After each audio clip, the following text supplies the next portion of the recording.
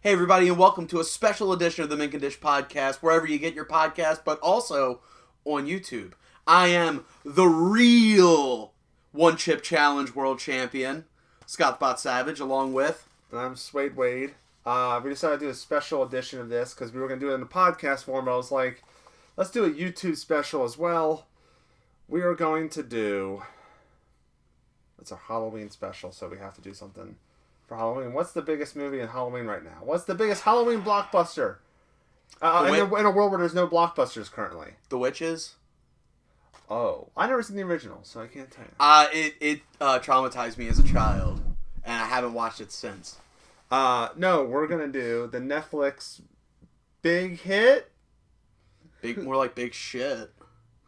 Hubie Halloween. Yes. A Happy Madison joint. And the thing that's interesting about this is the fact that one of the big deals that I was reading about was this is kind of like the Sandler verse. Like you see allusions to characters from other movies he's done, or you flat out see other characters from movies he's done. Yes. I don't know what all it is. I don't even know if this is the first one. I just know this is the one where I was first hearing about it. That piqued my interest a little, and I was hearing some rumblings. I was hearing like, oh, this is actually one of Adam Sandler's better of Netflix movies, since he had that deal going on with Netflix. Wade, you can give me that look. That's just what I heard. I didn't tell you this. I know. I didn't tell you that it was going to be good. But so we thought, you know what? People are talking about it. And even my wife wanted to watch it, so I was like, you know what? If the people are talking about it, but more importantly, if the most important person in my life wants to see it, you know, we'll watch it. And there's very few things I regret doing in my life. Watching this was one of them. So I think, we have not discussed much about it. I mean, you told me you hated it. I was giving Wade the play-by-play of my feelings as I was watching the movie. So we have... I mean, I'm going to say it now. It's not a good movie. Hell no. But not the least. I think it's passable of a movie. I think you could say personal insult. I found it a personal insult, yes. Okay. And I'll tell you why. One of the things that I hate in movies, especially in comedy, I hate mean-spirited movies that just bombard you with it. And this is one of them where it just was like so aggressively mean and just rude and wrong. And what really pissed me off was the ending. That had to do, like, in regards to the tone of the movie. Not the post-credit. Not there wasn't a post-credit. I mean, the credits have like that, they play the gag reel. Yeah, no. The actual end of the movie. You're talking about the actual movie. Right. So, just the camera there. Right, the actual end. So, it was one of those things, and the main problem I had with how mean-spirited it was is, there's really no reason for them to be as, like, just viscerally and just black-heartedly evil to this man who's done nothing but be nice and be helpful and try to keep everybody safe and just be a good person. And it's not funny. Like, it's like, you can do that shit and be funny, but it's not fun. The way they do it, it's not funny. It's just, like, sad. And like, it wouldn't even be so bad if they didn't also pile up all this sympathetic shit on top of it, like was this the moment we had to do a callback to the piss-stained sheets from The Water Boy, or just I didn't get that, or did we have to like just like make him live like the saddest life on top of everybody and be bullied by a kid named O'Doyle? Yeah, like Doyle rules. But I don't even know if the kid said that. If they did, let me know. But I don't remember it. But like, it was just one of those things where it was so mean-spirited, but also not funny. Like, you can be mean-spirited and be funny. This is not an example of that. So I took notes on this movie, and I want to go through them. So, in Adam Sandler movies, I think there's 4 types of jokes in Adam Sandler movies. Right. There's excrement, either vomit or poop. Or urine. Or urine. That's got to be in it. Yes. And Second one box ticked. has to be a genitalia joke. Box ticked. And then the last one is physical gag. And don't worry, I timed these. Box ticked. Yes, and also I was also putting another check for fart. Okay. There was not a fart joke in this. No, there were farts. There were farts. When was it? It was like at the very beginning, he farts, and Walter's like, "That's okay. That's natural." Remember, Hubie farts in front of Walter. Okay, well, so my notes. All those notes, and he forgot the fart. So in a minute in, there was a penis joke. It was when Ben Stiller, Hal-El from Happy Gilmore. He finally, it was on his name tag in the movie, but his name is finally uttered in an Adam Sandler. So when movie. he pulls off the sheet, it's Jello, but with a hot dog for a penis. So there's your penis joke. Okay. So, also, I put in my notes, Hubie's accent shtick is old at 2 minutes. Hubie gets introduced about a minute and a half. There is a lot of stuff in this movie that gets old really fast. Even, like, some creative stuff. Like, one of the things that I thought was creative at first, but, like, it kind of wore out its welcome, was the thermos. The thermos. I did like his Swiss Army thermos. Yeah. Here's the thing. If it didn't wear out its welcome, the joke about it not having a compass built into it would have been so funny. But by the time you get to that, where it's like, all the things I put in this, I didn't put in a compass. Like, you're just like, I don't give a fuck about this thing. Okay, so minute in, we have a penis joke. Right. Okay. At 2 minutes and 16 seconds, we have the comedic vomit. The Rocky Balboa vomit. The Rocky Balboa vomit. What does that mean? Remember he was like, the kids threw eggs and he caught him in his thermos and he drank it? Oh, Rocky yeah. Balboa style. And a vomit. Yeah, and it was like such a really awkward vomit too. Like, it was like, it almost looked like a jump cut to a whole nother shot. Like, it was just like, So we have excrement. I hated it. We have excrement and we have penis joke. But don't worry, 20 seconds later we get the first physical gag when his bike hits the car after seeing Violet. What was her name? Violet Valentine. Who gives a shit what anybody's name in this movie movie is? It's kind of funny that Violet Valentine, by the way, she fosters 3 children, right?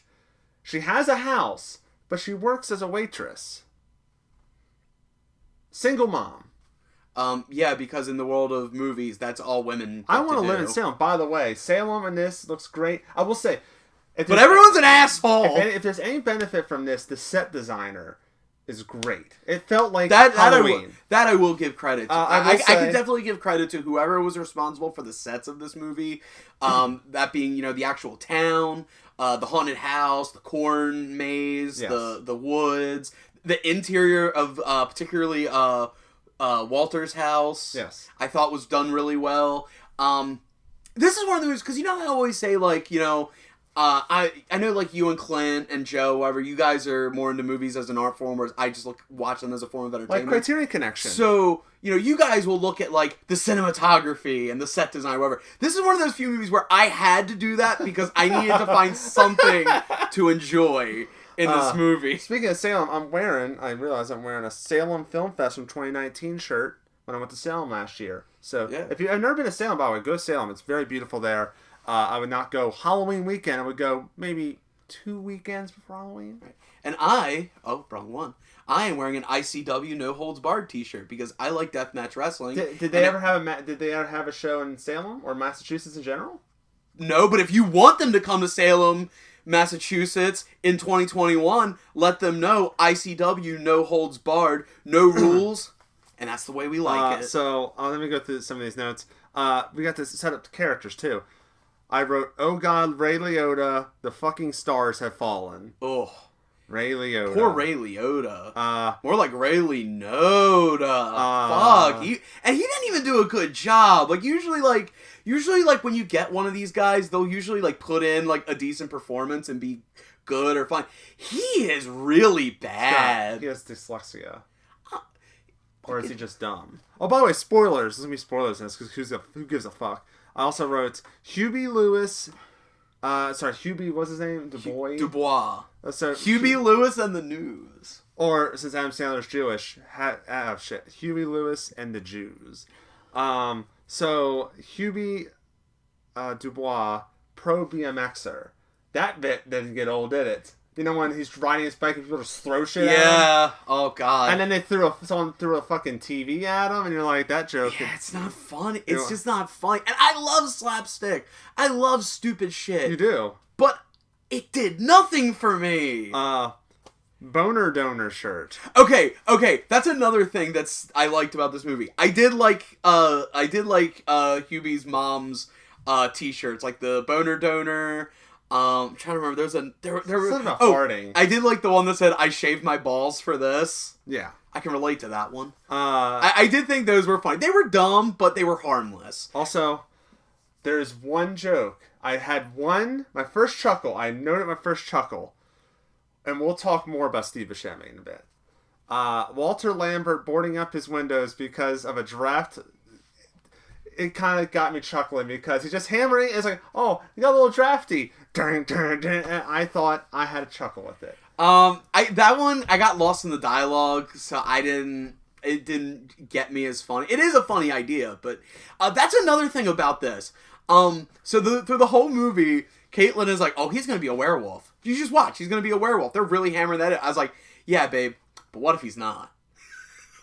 Oh, yeah. We're gonna trust me. A lot of this, we're gonna talk about some good, and it's mostly gonna be Steve Buscemi. Yeah, it's gonna be all Steve Buscemi. Let's be real. Yeah. What else did I write? There's a black cat sighting at 28 minutes with SNL cast member Melissa Villaseñor. She's usually funny, not in this.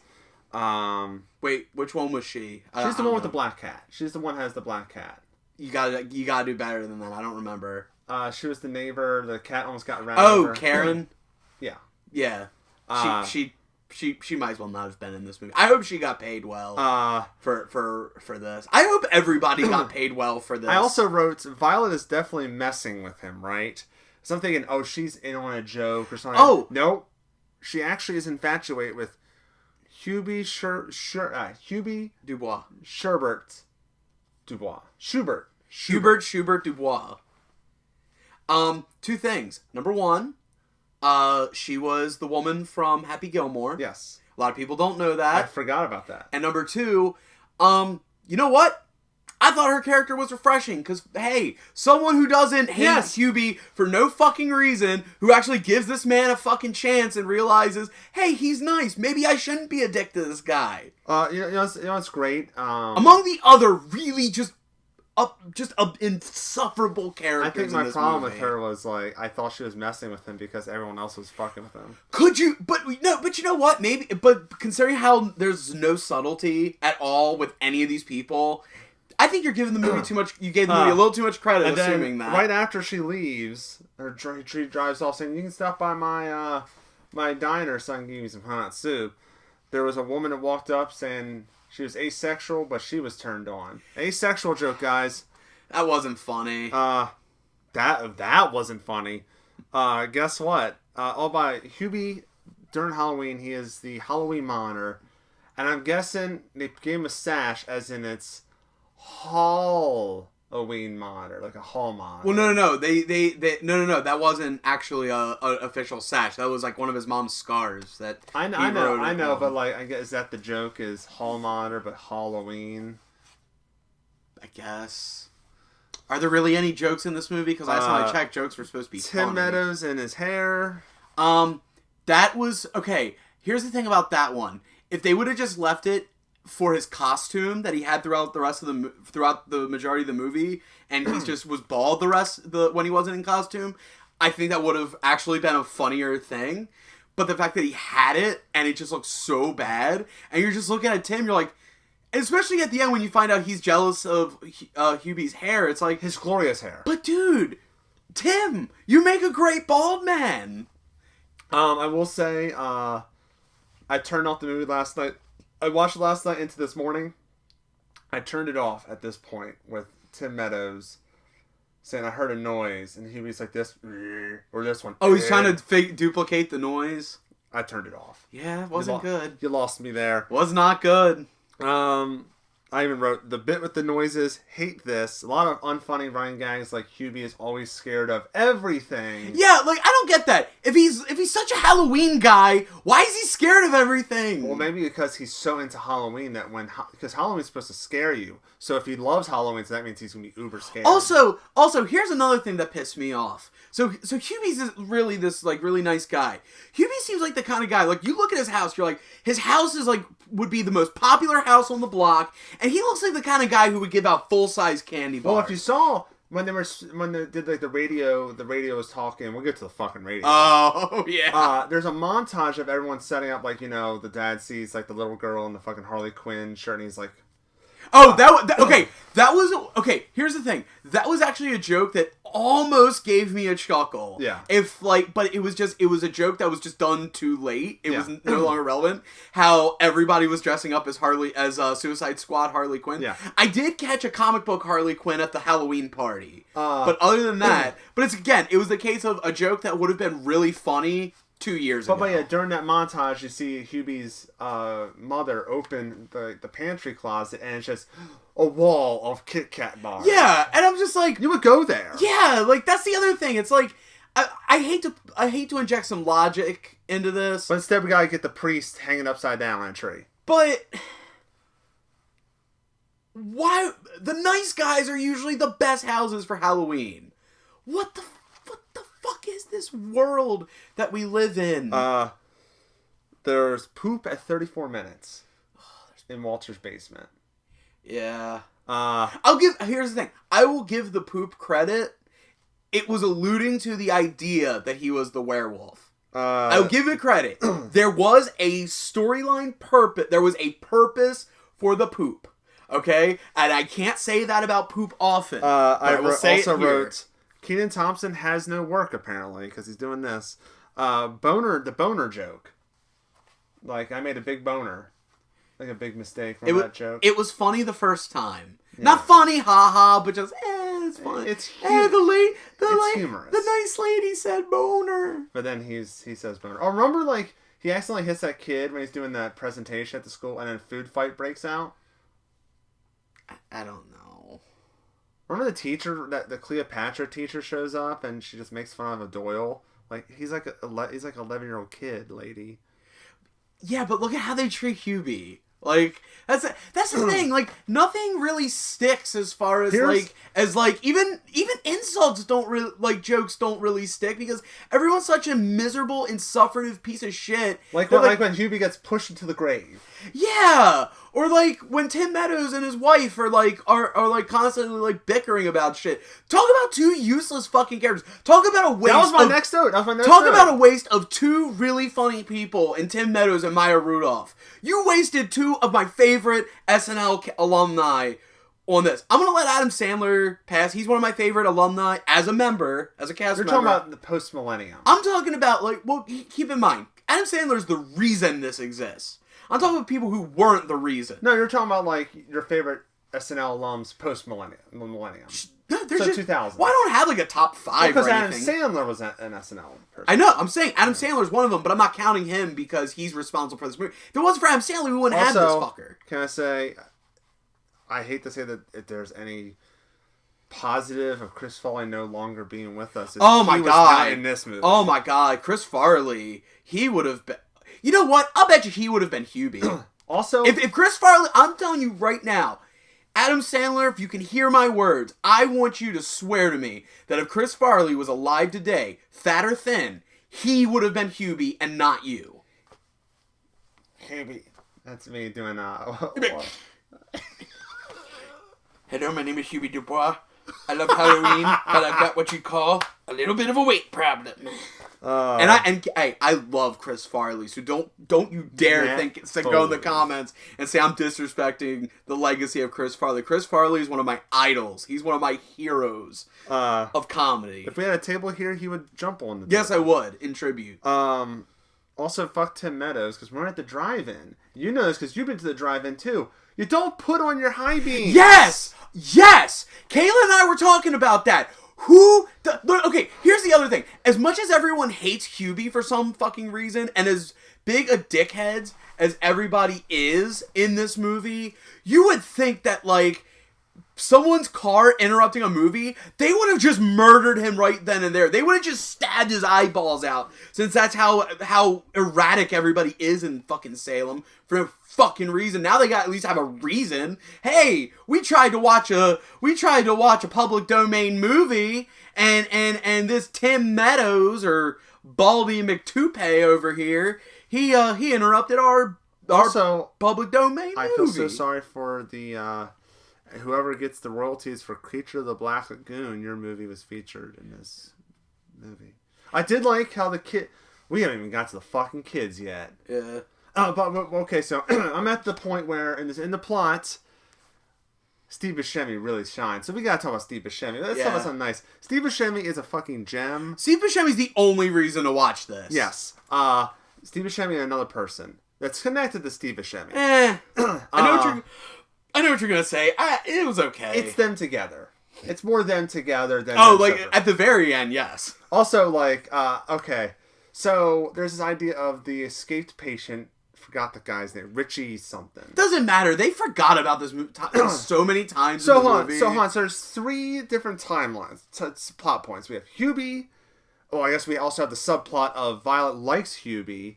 But Hubie. We also have the plot of the oldest, the freshman son, and the girl that likes him. And then you have the 2 sisters. So there's these subplots. But then we have this escaped convict. And then we have... the potential werewolf. This werewolf thing going on. And also there's this whole, like, thing with the cop at some point. With the mayor. I don't know. Anyway. Yeah. This felt like it should have been a collection of sketches. Yes. Okay, this shouldn't have been a whole movie. But they all coincide. Because I'm thinking, okay, Walter is the escaped convict. And then the escaped convict who has a pig mask, you think he's the killer. So he's like, we gotta talk. And it's Rob Schneider. I thought it was going to be... David Spade? No, I thought it was going to be Dickie Roberts. That's David Spade. No, Nick Schwartzman. Oh, him? No, not Dickie Roberts. No, I'm thinking, like, what was the porn star one? I know Bucky Larson. I know who you're talking about. Bucky Larson. I said to Caitlin, I was like, I swear to God, if it's David Spade, I'm going to be very upset. And I like David Spade, don't get me wrong. I'm just saying, like, this is a waste of David Spade. But the movie does something, and I will give it credit for this. It makes a big plot twist, and it doesn't pay off in the end. But a big plot twist. Does anything in this movie pay off? But like you have Rob Schneider, you think he's the killer. He's not. You think that Walter might be the killer and a werewolf. He's not, because it's revealed that Walter escaped the asylum and Richie or whatever the fuck the guy's Rob Schneider, he's a stapler. He goes to rescue him. So that's the plot point. So basically, Walter is not Walter. He is some guy that thinks he's Walter. Was he like his? Was it like his dad or his brother? Rob Schneider's dad or brother? I think he just saw. No, I think it was he saw the name on his headstone. No. Walter was the fake name. I'm saying his real identity in the movie. If I remember correctly, I think that's Rob Schneider's character's brother or something. They're patients. They're roommates. I know, but I could have sworn they said they were related. Anyway, it doesn't fucking matter. This movie sucks. Anyway, so like when he starts licking Rob Schneider's hand, and he's like, he's like, what have you been doing? And this is the first laugh out loud I had of the whole movie. There's 3 laugh out louds. I don't count the last 2 because they count as one because it's the same scene. So he's like, I was peeing here, peeing there. I'm peeing now. And he looks down and starts peeing. And I laughed out loud because I guess I went insane.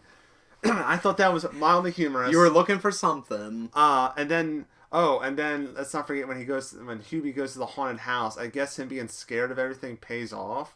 Because he like maces that one guy. Yeah. Who I gotta say, forget Mace in the face. He was probably one of the nicer people to Hubie than anybody else. Yeah, and that's what I'm saying. Those 2 characters are now red herrings. So now the plot's like, where are we going? So now I'm slightly intrigued here. I am slightly intrigued with this. Like, where are they going to go? Because I thought they could have went the generic, predictable route, but they didn't. So then I'm like, oh no, it's going to be Violet. And it isn't Violet. Before we go there, we also have to mention, I guess, the radio. Yeah, that was fucking dumb. Yeah, so Angela is the radio host for the spooky monster mash of a night. And it's Shaq. It's Shaq. It's Shaq, whose radio voice is a lady. Here's another example of a joke that could have worked somewhere else, but it didn't quite work for me. Is when his wife is introduced, and she has his radio voice is a womanly voice. So we meet his wife, who has a very manly voice, and if they would have just left it at that, if they would have just not said anything, that could have been funny. No. But then Hubie has to make a crack about, like, oh, is that your radio voice? Like, what do you mean it's my radio voice? What do you mean my radio voice? And it's like, guys, come on. You guys should know better than to like you're talking... Did you know Adam Sandler has been doing comedy for, like, 40 years or whatever? I'm just saying, like, these are, like Adam Sandler's, like, one of those dudes who, like, should know better. Like, I've seen him do really funny sketches on Saturday Night Live. I've seen him do good in movies. And I'm not just talking about, like, Waterboy, Happy Gilmore, Billy Madison, those movies. But even, like, in movies like Punch Drunk Love, he was good. Click. Spanglish, a little bit. Funny People a little bit. I wasn't really into. Uncut Gems. He can do a lot. And this movie he just decides... Well, I mostly wanted to talk about as a comedian, because he knows better as a comedian about timing and when you do what, when you don't do what, and just seeing it just, like, be ignored by someone who knows better is just... And I said this to Caitlin, and Caitlin asked a really good not asked a good question. She had a good thought too. I said, how is it that a guy who created one of the best kids movie trilogies of, like, the last decade in the Hotel Transylvania series, how is he responsible for all this crap that we've been getting? And Caitlin said it best. He has to make, like, 3 or 4 shitty movies to get to Hotel Transylvania. Then he had to make 4 or 5 more to get to number 2, and then 4 or 5 more to get to 3. I also think there's probably a lot of improv going on. And sometimes, I know the comedian's funny, but sometimes the improv doesn't work. Yeah, like, I know some people Look at Ghostbusters, the all-female one. They don't let things breathe. They just do it. And not only that, but, like, I know, like, a lot of people say, like, oh, I love it. Like, you can just tell they're having fun. You can tell they're having a good time. It's like, okay, but is their having fun and having a good time getting in the way of telling a good story, or getting in the way of the jokes, or actually making a good movie? Sometimes that can work. That can be fun. But at the same time, you've got to know when to be professional and when to be having fun. So it all ends up, we think it's violent, and it's not. And it's at the call is traced at Hubie's house. And like, oh shit, what's going on? What's going to happen? And so, at this point, I have no clue where the movie's going to go. No clue. I'm kind of intrigued. And then you see it's the mother. And it makes total sense. It makes sense. It's one of the few things in this movie that makes sense. And here's where and here's the thing. She's not a villain because she's kind of right. They're all being terrible people. Right. Now, here's where the end pissed me off in that regard.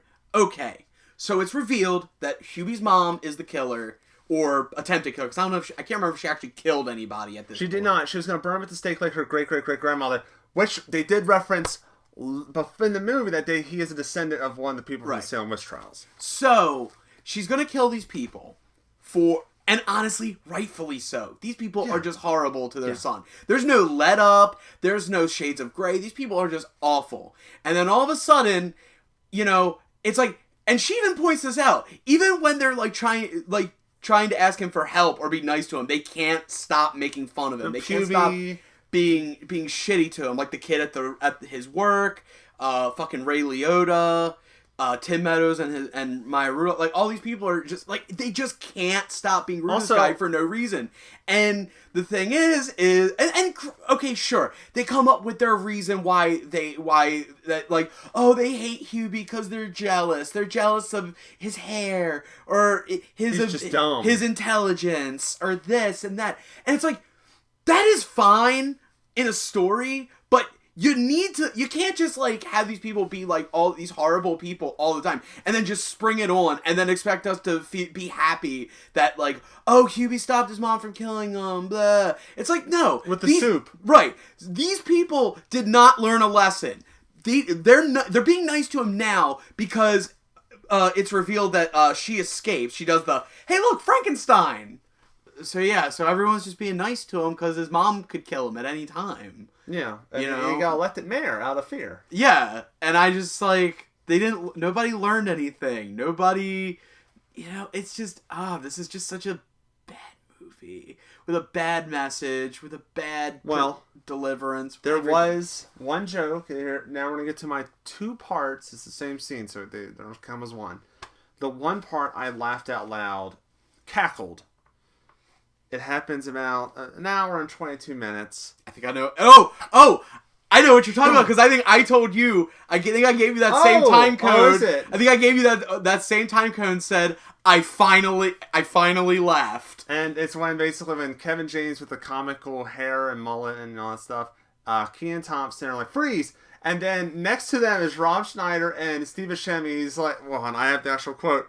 He says, hold your fire until my command, Steve Buscemi says. Just like, yeah, they're just got their finger guns. I did laugh at that. I did say, at that moment, I finally laughed. And then, like a proper laugh. And then his mom saying, like, my great-great-great-great-grandmother was nice to everyone, but it was burned at the stake. And then he cut to Steve Buscemi. He was like, I was there. I laughed at that. Because for those who weren't paying attention, the running joke was everyone thought he was this guy who allegedly never died. Yes. And so the idea is he was a werewolf for all these years, so he was, but then it just turns out, no, he's dumb Steve Buscemi. But no, that was actually funny. Yeah. I was like, oh my god, it took them long enough. Honestly, I have nothing else to say about the movie. I have nothing else to say. It's one of those things, like, we could talk about the kids' plot line, but there wasn't any. No. We could talk about...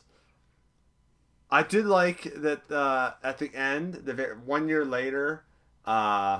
Also, can we talk about the cringy, like Violet and Hubie kissing the TV? That wasn't funny.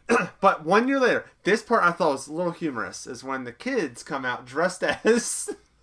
they're dressed as the cops. And Steve Buscemi and Rob Schneider. I thought that was kind of cute and humorous. Yeah. Especially since... I think her name was Megan, I don't know. Who gives a shit? She was dressed as Steve Buscemi with the werewolf arms, and I'm thinking to myself, did she get fostered? I do like the outfit that, freshman brother, is his name Tim? Who gives a fuck? I did like his Tin Man outfit. What? Why did with the David? I was gonna say, why did he have a David Bowie thing? I don't get it. So they have to paint his whole face silver. Yeah. So basically, you hate the movie. I hated it. I thought it isn't the worst Adam Sandler movie I've ever seen. I thought if I had to give it out of 5, I'd give it 2. No, maybe 2.5. This I don't want to say 0. I don't like giving 0, so I'll say it gets half a star. Nice. I hated this movie. Like, I've seen. I mean, it's the worst one I've seen. I've seen Jack and Jill. I did not see Jack and Jill. Jack and Jill is barely a movie. Well, this was barely a movie. Unless you like Al Pacino saying about Dunkin' Donuts. Just that on loop would have been... Also, Adam Sandler doing... Imagine this movie, but he's playing both male and female. So it's double the Sandler. I don't want to. Could you handle it? No. I could barely handle this. Maybe we should... Maybe in the comment section below, people can let us know we should watch Jack and Jill. Went up the hill and jumped off a fucking cliff. Alright, well, speaking of jumping off the cliff, this show's going to jump off the cliff because that's going to have to do it for this special edition of the Mint Condish Podcast. Not just where you get your podcast, but also on YouTube. As we're doing it in video format as well. So, do you want us to watch Jack and Jill? Do you really want us to do that? Tell us in the comments, but I really hope you know what you do? I really wish you would. We could do another holiday special edition of this. Let's do Christmas Vacation 2. That was a better movie than this movie. No. Yes. No. Yes. Christmas Vacation 2 had nothing funny about it. That's not true. 0. Nothing. Yeah, but... At least this one has something to do with Halloween. I didn't want to kill myself after this. This one has something to do with Halloween. Christmas Vacation 2 has nothing to do with Christmas. Well... Nevertheless, argue about that in the comments section. Hope you guys have a happy Halloween, because... Yeah, and don't forget to find us on Facebook, Twitter, Instagram. You're already on the YouTube if you're watching this on YouTube, but subscribe, like, follow, everything like that. Don't forget Wade and I's band, Meteor King, meteorking.bandcamp.com. You can find links to all the social media there, merch, downloads, all that great stuff, as well as the YouTube. Plus, we also have the Mint Condish Vimeo, where you can watch the Mint Condish shorts on there as well. So like, share, subscribe, follow, whatever you have to do at your respective social media. You know, enjoy, share them with a friend or family or a loved one. And we will see you next time. Till then, I'm Scott the Bot Savage, along with Suede Wade. Reminding you, as always, to keep it clean. Keep it sweet. But most importantly, you've got to keep it Mint Condish. As the real one-chip challenge champion, Ted. You want my sandwich? You want some soup?